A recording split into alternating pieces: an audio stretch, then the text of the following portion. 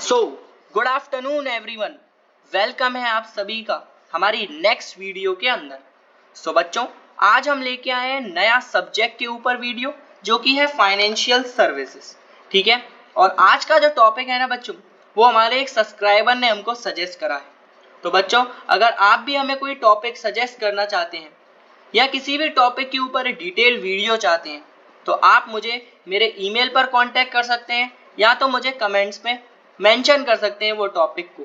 ठीक है बच्चों, तो स्टार्ट करते हैं बच्चों आज लीजिंग और हायर परचेज को। सो बच्चों, इस टॉपिक को है ना मैंने दो वीडियो के अंदर बांटा है ताकि हम और अच्छे से समझ सकें और डिटेल में समझ सकें कि बच्चों लीजिंग और हायर परचेज क्या होता है, क्योंकि ये फाइनेंस वाले बच्चों के लिए एक बहुत इंपॉर्टेंट टॉपिक है और इसके रिलेटेड एक चैप्टर भी बनाया गया है फाइनेंशियल मार्केट के अंदर और मैनेजमेंट के अंदर। ठीक है, तो आज समझेंगे बच्चों की लीजिंग क्या होता है, meaning, elements, feature, advantages and types इस वीडियो के अंदर। सो होप बच्चों आप ये एंजॉय करेंगे मेरा वीडियो। तो स्टार्ट करते हैं। तो बच्चों, आपने कभी ना कभी तो किसी भी बिजनेसमैन या आपके आस पड़ोस से सुना होगा कि मैं अपनी एसेट क्या करना चाहता हूँ, लीज करना चाहता हूँ। तो बच्चों, इसका मतलब क्या है, वो अपनी एसेट बेचना नहीं चाहते, सिर्फ सामने वाले को कुछ समय के लिए दे रहे हैं यूज करने के लिए, मतलब ओनरशिप नहीं दे रहे, सिर्फ कुछ समय के लिए दे रहे हैं उस एसेट को यूज करने के लिए। ठीक है, तो वो होता है लीजिंग। अब किस लिए दे रहे हैं? ताकि आप एक रेंट ले सकें उसको। ठीक है, ताकि आप सामने वाले से एक रेंट ले सकें। तो अब इसकी देखिए मीनिंग से अच्छा क्लियर होगा कि मैं क्या बोलना चाह रहा हूं। तो सबसे पहले मीनिंग समझने से पहले आपको कुछ टर्मोलॉजी समझनी पड़ेगी। तो बच्चों इसको राइट कर लीजिए, आपको अच्छे से समझ में आएगा इस कॉन्सेप्ट के बारे में। तो लीजर, लीजर कौन होता है? तो लीजर बच्चों ओनर होता है एसेट का, जो कि लीजी को अपनी एसेट्स देता है कुछ समय के लिए। ठीक है, ऐसे ही बच्चों लीजी कौन होता है? लीजी वो पर्सन होता है जो कि लीजर से एसेट लेता है उसकी कुछ समय के लिए, जब तक उसका काम देखिए पूरा हो जाए। ठीक है, अब लीज्ड एसेट क्या होती है? तो लीज्ड एसेट बच्चों कुछ भी हो सकती है, कोई भी बिल्डिंग हो सकती है। ठीक है, बच्चों देखिए इमेजिन कीजिए कि आपकी कोई बिल्डिंग है। ठीक है, आप उसको बेचना नहीं चाहते। ठीक है, तो आपने क्या कर दिया, सामने वाली थर्ड पार्टी को आपने रेंट पे दे दिया। तो ठीक है, आपने क्या कर दिया, उसको लीज कर दिया। ठीक है, तो अब मीनिंग पे आते हैं। तो अ लीज इज अ कॉन्ट्रैक्ट। एक लीज क्या है? एक कॉन्ट्रैक्ट है जिसके अंदर एक पार्टी, जिसका नाम क्या होता है बच्चों? लीजर, गिव अनदर पार्टी, देती है दूसरी पार्टी को, जिसका नाम क्या होता है? लीज, एक एक्सक्लूसिव राइट, एक राइट देती है कि आप यूज कर लो मेरी एसेट को, usually for a specific period. देखिए वो सामने वाली पार्टी क्या कर रही है कि आपको कुछ समय के लिए राइट दे रही है कि आप यूज कर लें उसकी एसेट को, हमेशा के लिए नहीं, कुछ स्पेसिफिक टाइम के लिए। ठीक है, जिससे वो क्या कर सके, जिससे वो आपसे रेंट ले सके। उस रेंट को क्या बोला जाता है बच्चों? लीज रेंट बोला जाता है। तो होप बच्चों आपको समझ में आई होगी मीनिंग। फिर से मैं एक बार आपको समझाता हूं बच्चों, लीज क्या होता है। लीज में बच्चों अपन क्या करते हैं, अपनी एसेट को सामने वाले को देते हैं एक पर्टिकुलर टाइम के लिए। ठीक है, अपनी ओनरशिप नहीं दे रहे, उस पर्टिकुलर एसेट की ओनरशिप नहीं दे रहे, सिर्फ कुछ टाइम के लिए उसको यूज करने के लिए दे रहे हैं, ताकि अपन क्या कर सके, ताकि अपन उस पे रेंट ले सके। और उस रेंट को क्या बोला जाता है बच्चों? लीज रेंट बोला जाता है। ओके बच्चों, सो आई होप आपको ये समझ में आया होगा। तो अब आते हैं बच्चों कि क्या क्या कंपोनेंट्स या कौन कौन से लोग इन्वॉल्व रहते हैं लीज के अंदर। ठीक है, तो पहला बच्चों कौन होता है? लीजर। मैंने आपको बता दिया बच्चों, लीजर कौन होता है? ओनर ऑफ द एसेट, जो कि लीजी को क्या करता है, अपनी एसेट देता है यूज करने के लिए। बच्चों दूसरा कौन होता है? लीजी। लीजी कौन होता है? जो कि लीजर से एक्वायर करता है उसकी एसेट कुछ समय के लिए यूज करने के लिए। अब लीज एसेट क्या होती है? कोई भी बिल्डिंग हो सकती है। ठीक है, इसमें एक चीज और ध्यान रखिए, देखिए लीज एसेट हमेशा क्या होती है? हमेशा टेंजिबल होती है, मतलब जिसको अपन छू सकते हैं। अब देखिए एसेट तो आपकी स्टॉक हो गई, तो क्या आप सामने वाले को दे देंगे कुछ समय के लिए, या सामने वाला आपसे ले लेगा कुछ समय के लिए? तो नहीं। तो लीज्ड एसेट्स कौन कौन सी होती है? सारी टेंजिबल एसेट्स होती हैं। अब लीज्ड पीरियड, तो देखिए मैं पहले बताता हूं कि जो लीज है ना, एक कॉन्ट्रैक्ट के ऊपर बनाया जाता है। ठीक है, कि इतने से इतने समय तक मेरी जो एसेट है तुम यूज कर सकते हो। तो इतने से जो इतना समय है ना, वो लिखा जाता है लीज पीरियड के अंदर। ठीक है, अब लीज रेंट, तो लीज रेंट मैंने आपको बता दिया, लीज रेंट वो अमाउंट होती है जो कि लीजी पे करता है लीजर को। ठीक है, कुछ समय के लिए, जितने समय के लिए वो उसकी एसेट यूज कर रहा है। तो होप बच्चों आपको कंपोनेंट्स या कौन कौन से लोग, क्या क्या एलिमेंट्स इसके अंदर इन्वॉल्व रहते हैं समझ में आया होगा। अब नेक्स्ट बच्चों, फीचर्स क्या क्या होते हैं। तो देखिए जैसे कि बच्चों मैंने आपको बताया, लीज क्या है। लीज एक कॉन्ट्रैक्ट के आधार पर बनाया जाता है, जो कि साइन किसके द्वारा करे जाता है, जो कि साइन करे जाता है लीजर और लीजी के द्वारा। ठीक है, फिर से लीज क्या है, लीज एक कॉन्ट्रैक्ट है जो कि साइन करे जाता है लीजर और लीजी के द्वारा।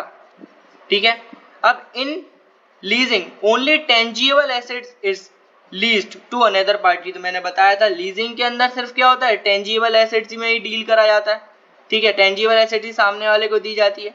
इसके बाद क्या आएगा बच्चों, इसके बाद in leasing amount rent is paid by lessee to lessor. अब देखिए सामने वाला अगर आपको कुछ भी चीज दे रहा है यूज करने के लिए, तो कुछ ना कुछ तो आपसे लेगा ना।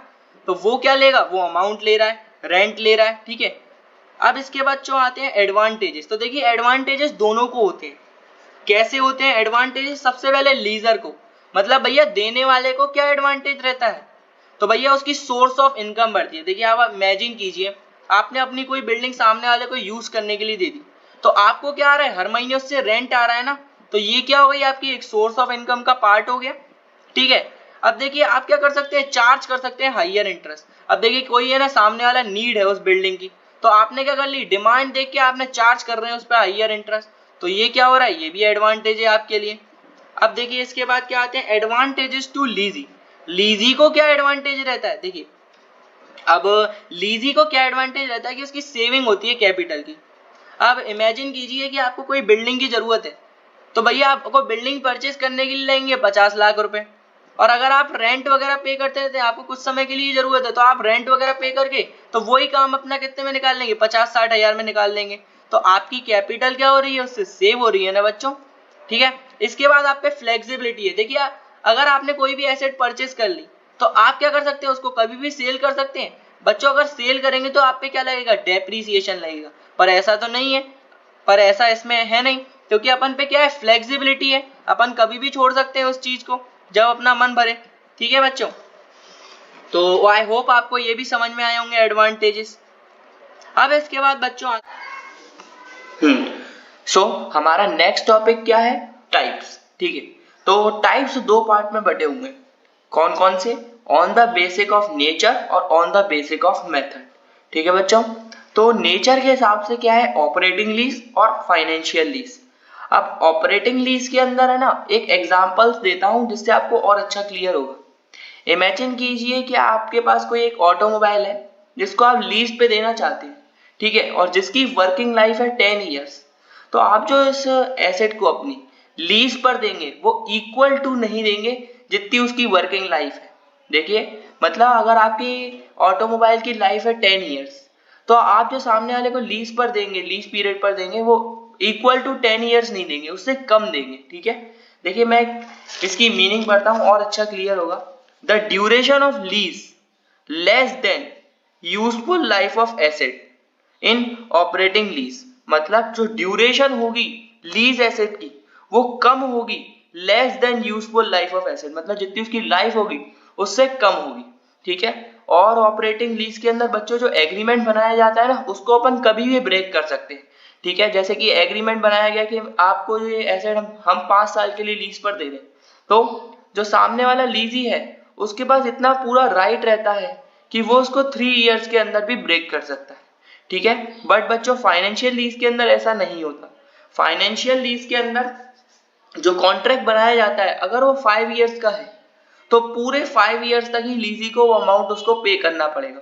और फाइनेंशियल ईयर्स के अंदर जो ड्यूरेशन, जितनी ड्यूरेशन के लिए दिया जाता है लीज पर, वो क्या होता है, इक्वल टू द एसेट। मतलब इमेजिन कीजिए कि आपकी जो ऑटोमोबाइल है उसकी लाइफ 10 इयर्स है, तो 10 इयर्स तक ही लीजी को है ना वो एसेट लीज पर दी जाएगी। ठीक है बच्चों, अब इसके बाद आते हैं on the basic of method. Method के आधार पर क्या होता है कि डायरेक्ट लीज। तो डायरेक्ट लीज के अंदर क्या होता है बच्चों, कंपनी है ना डायरेक्टली परचेज कर लेती है, वो डायरेक्टली लीज पर ले लेती है एसेट को जिसको उसकी जरूरत है मैन्युफैक्चरर से। ठीक है, मतलब डायरेक्ट मैन्युफैक्चरर से लीज पर ले लेती है कंपनी जिस भी एसेट की उसको जरूरत रहती है। अब सेल्स एंड लीज बैक, तो ये बच्चों एक छोटा सा यूनिक कॉन्सेप्ट है। इमेजिन कीजिए आपके पास कोई भी फैक्ट्री है या कोई भी बिल्डिंग है, उसको आपने सामने वाले को बेच दिया और उसी एसेट को आपने क्या कर लिया, सामने वाले से वापस लीज पर ले लिया। ठीक है, तो एक मीनिंग है इसकी, उसको रीड करता हूं, आपको और अच्छा क्लियर होगा। तो in sales and lease back the firm sells asset that it owns, मतलब फर्म जो है सेल करती है उस एसेट को जो वो खुद ओन करती है, किसको, थर्ड पार्टी को, and then lease to the same, और वापस लीज पर ले लेती है उसी एसेट को बैक फ्रॉम द बायर, जिसने उस एसेट को खरीदा था। ठीक है बच्चों, अब इसके बाद आता है लेवरेज लीज। तो लेवरेज लीज में क्या होता है बच्चों, सेम होता है डायरेक्ट लीज की तरह, बट इसके अंदर क्या करते हैं, इसके अपन सामने वाले से थर्ड पार्टी से उधारी पर लेके मैन्युफैक्चरर से कोई भी एसेट लीज पर लेते हैं जिसकी अपन को जरूरत है।